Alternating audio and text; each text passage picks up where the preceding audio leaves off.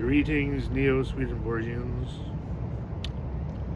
So I've said recently that I am not actually Neo-Swedenborgian, but I would like to clarify because I am coming to the conclusion that there are two factions of Neo-Swedenborgianism. There's rational Neo-Swedenborgianism and there's irrational Neo-Swedenborgianism. Because as I've said before, Neo-Swedenborgianism is a rational conclusion. It's the conclusion that this near-death experience people have, and by association the visions of heaven that Swedenborg had, is an aspect of physiology.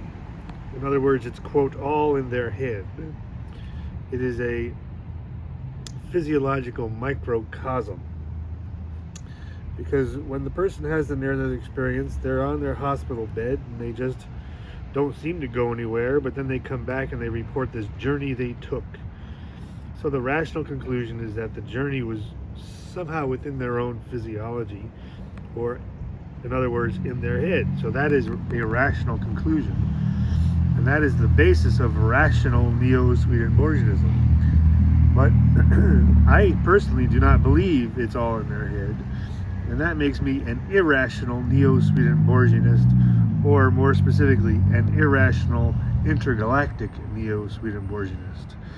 So what the irrational Neo-Swedenborgianist says, in other words, what I say, is that they actually are visiting a real place.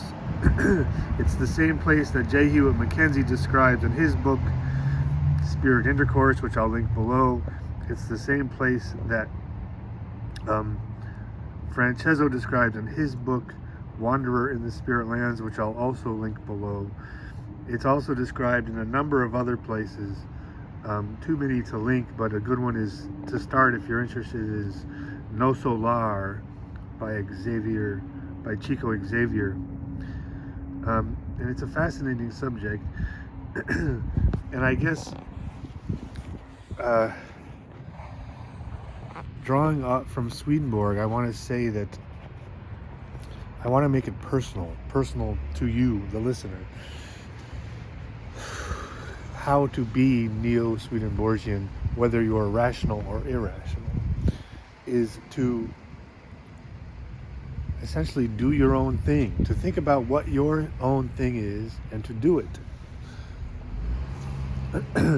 Because in Swedenborg's vision of heaven, people get to heaven and they are told that they can do whatever they want without limit. But not only without limit, the varieties of things you can do in heaven are a million times greater than what you can do on earth. So anything you're interested in, you can do not only anything, but you can do a million varieties of that thing. So what I hope to do is to bring heaven on earth. And by that I mean that in Swedenborg's heaven you can do whatever you want.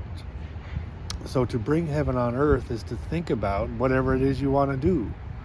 Okay, what do you want to do? You can do whatever you want. Think about it, feel it out, see where your heart, what do you love to do?